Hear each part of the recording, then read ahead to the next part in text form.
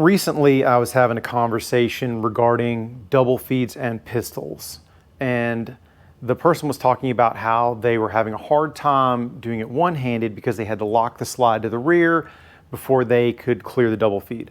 And I told them, hey, you don't have to lock the slide to the rear to clear a double feed. And their mind was blown. Like I guess their instructors had not covered that. So I'm gonna do a real quick video. Hopefully it's quick. I'm gonna try and make it as concise as possible, talking about how to clear double feeds. And I'm gonna show you like 5 different ways, and you can find the way that works best for you. Now, before I go any further, dear YouTube, this is a Glock 17. It's completely empty. I'm in a safe and controlled environment. I'm using nothing but dummy rounds, no real rounds.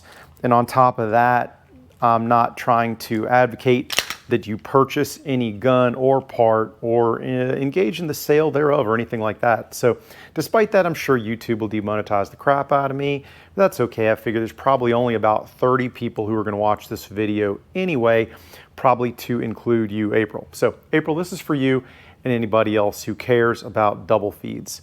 First, to set up a double feed for training purposes, you take your dummy round, tilt your gun down, place that dummy round directly into the chamber of your gun like that. I don't know if it'll focus or not, but should look like that.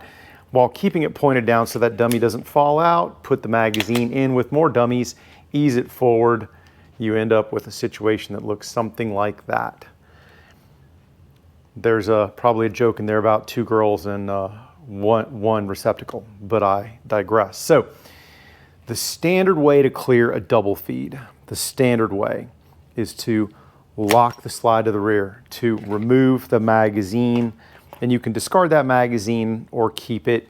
Rack the slide until the offending item comes out, like that, and then reload the gun. Now, the problem with that is it eats time, right? It is not a quick set of behaviors.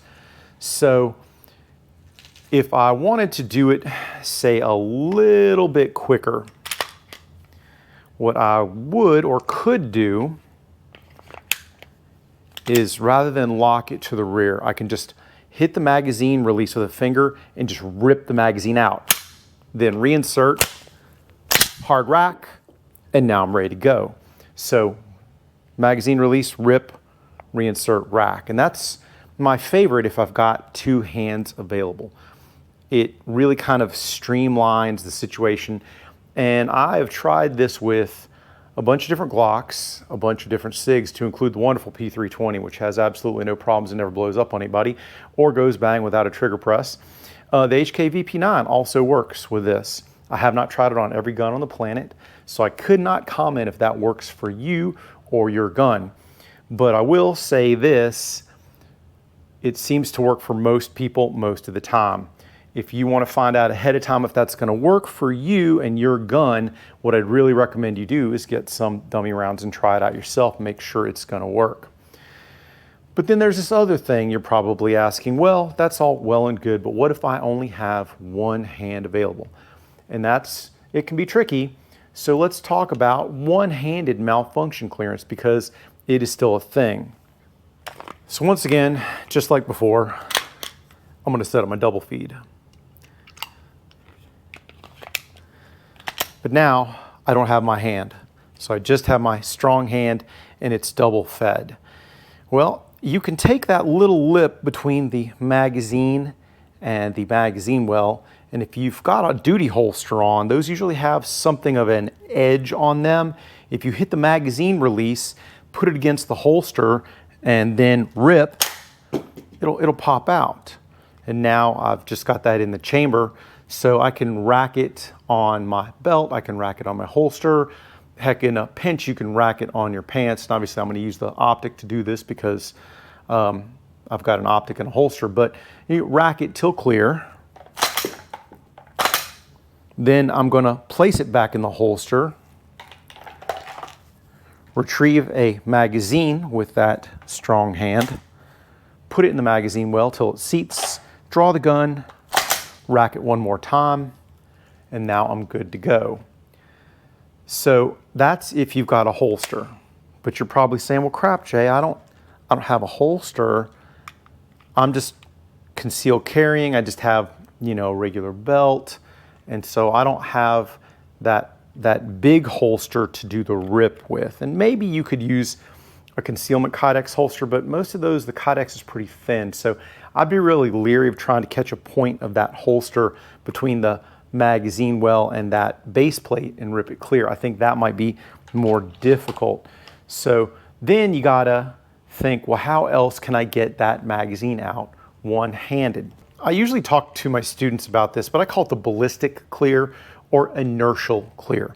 Imagine this gun was traveling downward at a nice good clip and you were holding the magazine release and the gun just came to a sudden stop. The magazine release is depressed, so the magazine will keep going.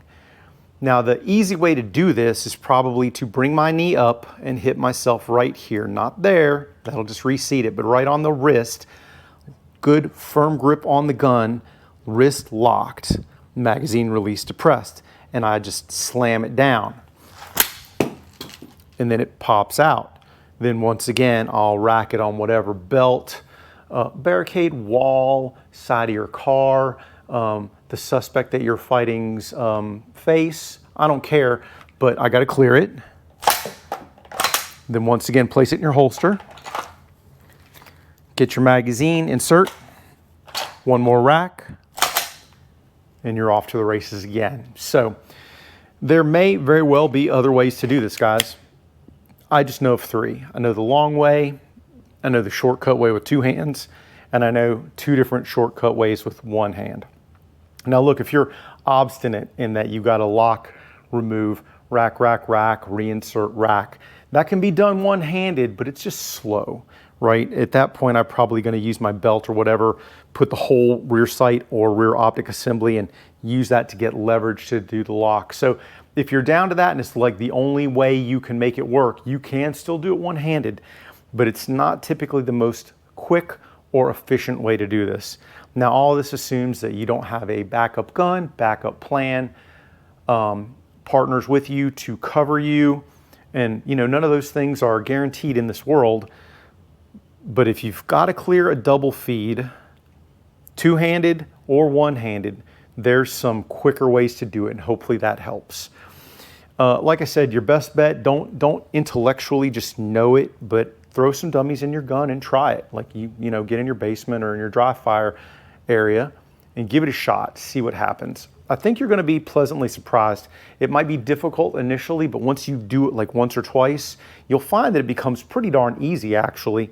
I usually have about 200-ish students a year doing this.